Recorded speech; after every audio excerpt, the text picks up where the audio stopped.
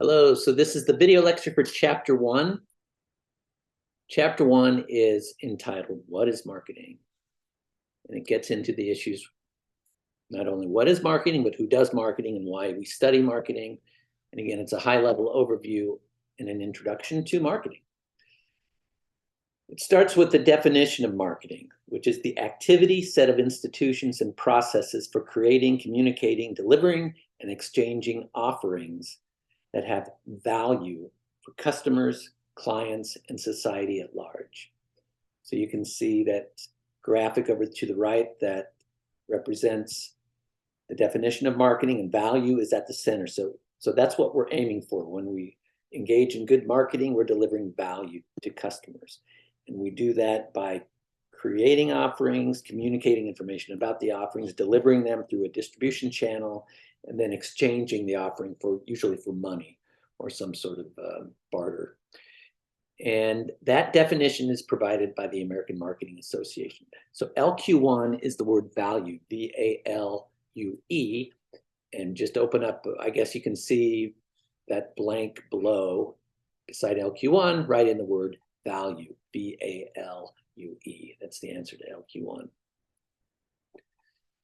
Components of marketing. So you can see we referenced creating, communicating, delivering, and exchanging in the definition of marketing. And those are verbs. And that is sort of a new way to talk about marketing. The traditional way is to talk about the 4 P's of marketing, which we'll get at in a second. And the 4 P's are nouns. So N-O-U-N-S is the answer to LQ2. And those 4 P's are product, promotion, place, and price. And the 4 P's of marketing are also sometimes called the marketing mix. So if you ever hear anyone talking about the marketing mix, they're typically talking about the 4 P's. And really, that's very similar to those 4 verbs up there, right? You're creating a product, you're communicating or promoting the product, you're delivering the product by putting it in the right place or distribution channel, and then you're exchanging it for a price. So that's analogous to the 4 P's. So the product often consists of both an intangible service and a tangible good, as well as the price. The book talks about the service dominant logic perspective of marketing, which is consistent with that view of what you're dealing with. And so you think about, you buy a suit. The suit in Men's Warehouse, that's the tangible good because you can touch that. But there's a person in there maybe helping you pick out the suit that is providing a great service, and that's an intangible service. And so maybe you go to Men's Warehouse not only to buy that tangible suit, but also because you think they have good people there that will help you pick out the right one. You'll get that service with it. And then the price is the third component there of that philosophy of, again, service dominant logic. The chapter also discusses the mathematical definition of value. So again, we do well in marketing or delivering value to customers. And the value consists of the benefits that we offer minus the price of the good or product, and then you also would reduce the hassle too, right? So hassle has a negative correlation with value. So LQ3 is price, but if you think about the hassle, so if I need milk, maybe I'll run to the Marathon convenience store, which is really close to me, or I could drive a couple miles further and go to Kroger, right? So I'll pay a little bit more if I buy it at the Marathon store, but it's less hassle because it's close to me. So those things balance out with the benefits that you receive. So again, the value, as it's explained down there, are the benefits buyers receive that meet their needs minus the money, time, and effort they put into the shopping process, ultimately determined by the customer. The marketing concept is at the core of marketing. And the marketing concept is identifying and satisfying the needs of a target market of customers. Okay, so needs is really important. Understanding needs is really important in marketing, and identifying a target market.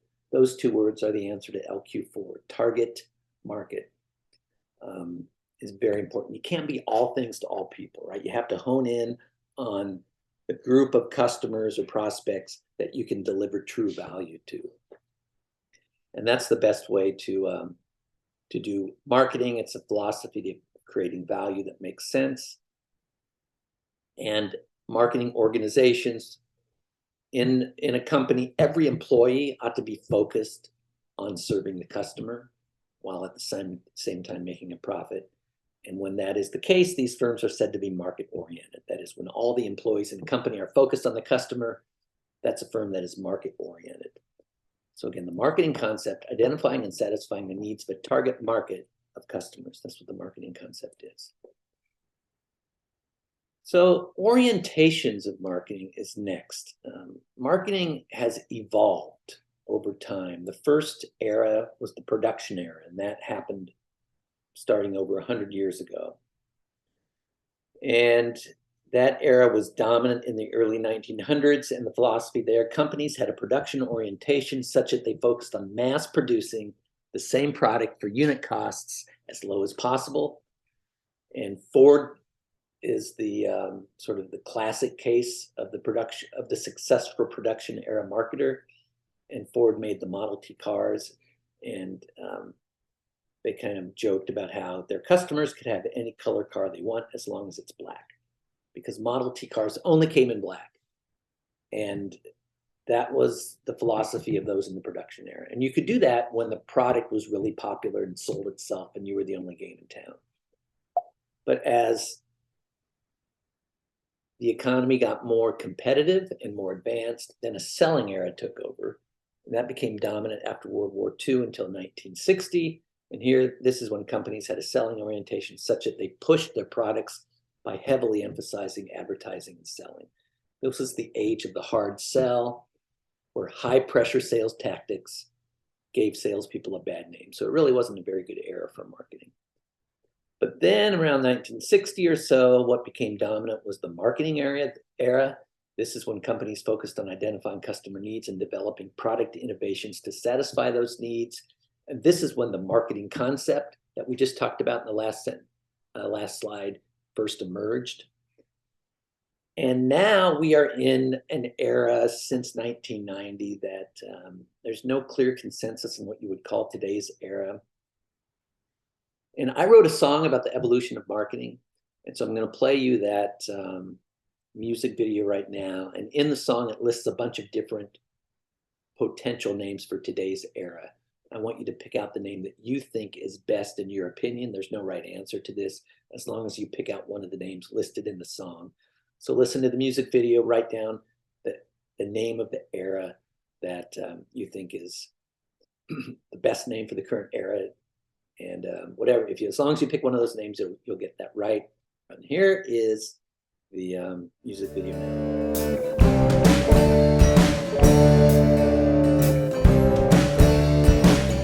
Let me tell you about a wonderful thing.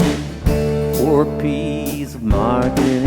You got your product, promotion, place, and price. Isn't that nice now? Isn't that nice?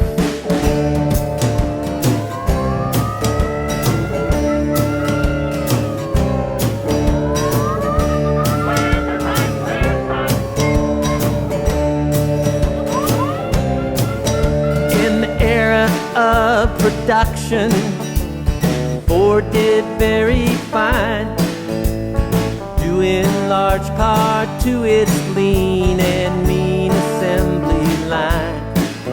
Ford sold 1 million Model Ts, but there were some drawbacks. Certainly affordable, you know, they only came in black. They came in black. Only came in black.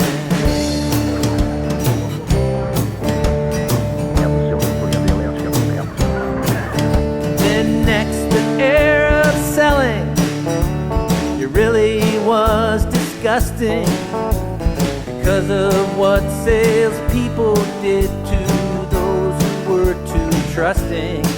Yeah, they'd lie about their product, make the most outrageous claims, those deceiving tactics, they gave sales a real bad name, a real bad name. Sales a real bad name.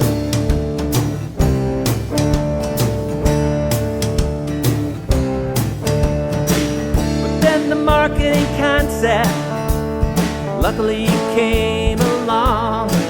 Those old tactics in this marketing era were thought to be all wrong. And our product innovations were legit and bona fide, such that the needs of customers were truly satisfied, satisfied, genuinely satisfied.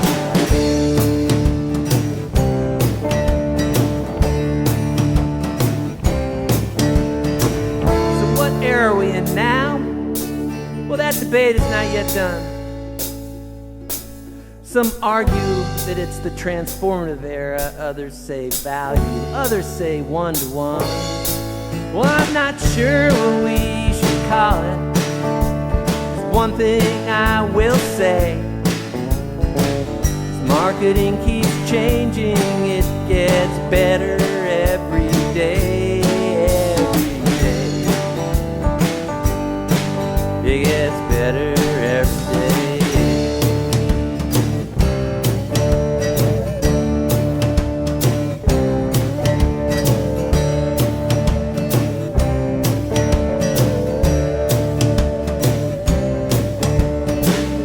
Let me tell you about a wonderful thing.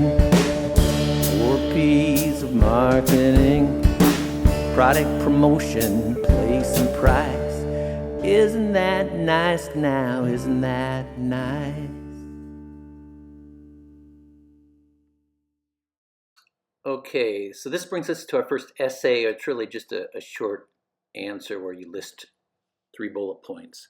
I want you to look at the video and note that the first verse of the song is focused on the era that was dominant in the early 1900s. What was that era called, and what product is being referenced in this verse when I'm singing about that era?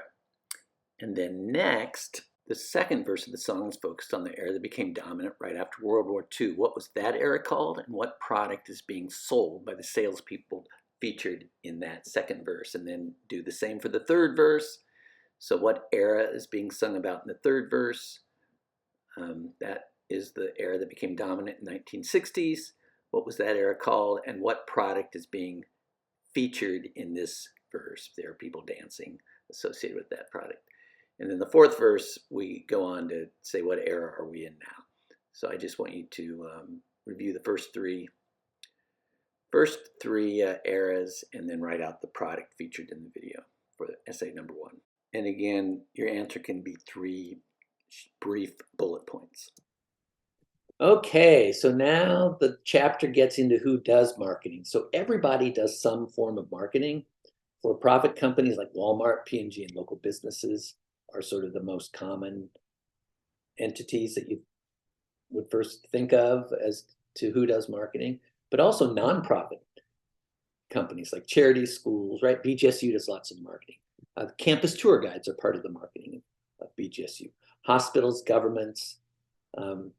There's something called social marketing that's connected to nonprofit marketing, and that's when you're trying to achieve a social objective. For example, there might be an ad to reduce global warming. Global warming, those 2 words are the answer to LQ6, global warming, and that's an example of, that would be an ad that is an example of social marketing. And then, of course, even individuals like you do marketing. You do marketing when you're trying to find a job, right? You interview and you try to sell yourself. When you try to go on a date, you try to sell yourself. So everybody does marketing. The impacts of marketing on society is also talked about in this chapter. And be sure you read this section. Marketing enables profitable transactions to occur. It delivers value. It benefits society in a number of ways. It costs money, however, MONEY, LQ7 is that one word, money is the answer to LQ7. And it offers people career opportunities. So it has a big impact on society. We all are a part of the marketing system in society, and there's some things we like about it and some things we don't like about it. One thing we like about it, I think, is that it leads to jobs. There are lots of jobs in marketing, career opportunities available in marketing. There are marketing research jobs, merchandising jobs, sales jobs, as the book describes. I have kind of a bias toward promoting sales jobs because I think a lot of times students don't realize that's where a lot of the opportunities are, where most opportunities are. On average, around 52% of college graduates get a job in sales in the US. So write 52 down. You don't need to write down the percent, just 52. And that should tell you something, because there are lots of different majors and lots of different millions of people who graduate college every year, and over half of them start out in some sort of sales job. So don't put your nose up toward sales, right? I mean, you should be open to looking at certain sales opportunities. There are a lot of them that are maybe not the stereotypical sales job that you know, like selling cars or something, but instead of sort of a hunter type sales job, they're what we call farmer jobs, where you're servicing clients and you have established relationships. So there's a lot of great sales jobs out there. And advertising, product development, direct marketing, digital media, event marketing, nonprofit marketing, there are also jobs in those areas. Note that these overlap a little bit. So if you get a job in advertising, you might be an advertising executive. That might be your job title, and that's a sales job, right? I know a lot of students that are in digital media, but they're selling digital media products. So there's a lot of overlap among those different categories. So again, LQ8 is 52. Criticisms of marketing. There are lots of criticisms of marketing. Sort of has a bad name. One criticism is it is costly, and people say, well, companies spend so much money on marketing and that leads to higher prices. Indeed, marketing expenses account for about 1/3 of the price of flavored water, as the book talks about. So that's the same as the ingredients used to make flavored water. So there's a valid point to some extent here. However, I would argue that this criticism is negated by the fact that economies of scale exist, okay? Economies of scale, you might remember from your economic class, is sort of this phenomenon that we save money if we go big, right? If I produce 1,000 golf balls, it might cost me $1 a golf ball to manufacture those golf balls. But if I ramp it up and I make 1,000,000 golf balls, I can spread out the costs over more, and the average cost per golf ball goes down to maybe 50 cents, right? So you save money when you go big. That's what economies of scale is. So that can counteract the amount of money you spend on marketing in such a way that it does not lead to higher prices, if you think about it. It fuels consumerism, right? It makes people want things that maybe that are not good for them, or maybe they don't really need. And there's definitely some validity to that criticism of marketing. The marketing plan is the next slide. So we're going to do a short marketing plan at the end of this term. It's introduced in this chapter. So the marketing plan is defined as the strategy for implementing the components of marketing. So creating, communicating, delivering, and exchanging value. So in other words, what product are you going to sell? How are you going to promote it? What marketing channels will we use? And what price will we charge for this? So channels, CHANNELS, is an answer to LQ9. And again, that kind of relates to the place. So we're going to go through Walmart, or we're going to go just online, or we're going to go through Best Buy, et cetera. What retail place or channel are we going to ship our product through or deliver our product through? Okay, and finally, the changing marketing environment. The textbook gets into how marketing is changing in the most recent years. There are a lot of trends going on. So marketing is changing along with the way business is conducted. especially due to technology. So these different themes or important trends are listed. Digital information and big data is a new thing. There's a lot of jobs in sort of crunching numbers, data analytics. That's actually a specialization in the College of Business. That's fairly new.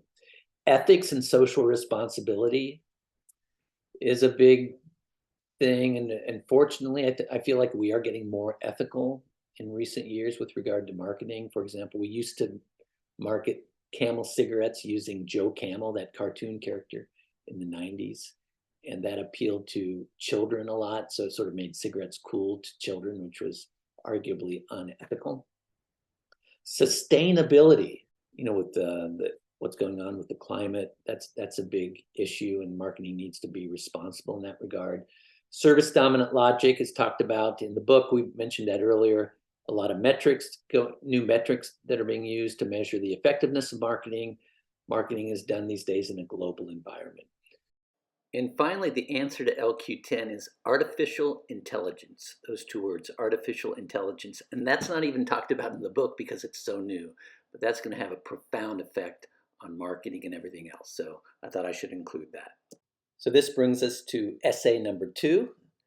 This essay question is, do you agree that marketing keeps getting better as it evolves and changes? And the song sort of says that line in it toward the end, that we're in this new era and that as marketing has changed and evolved, keeps getting better. Do you agree with that? Just give me your opinion in a couple sentences for your second essay. And that is the last slide, the last section in the chapter, I do believe. So that is a wrap for this video lecture.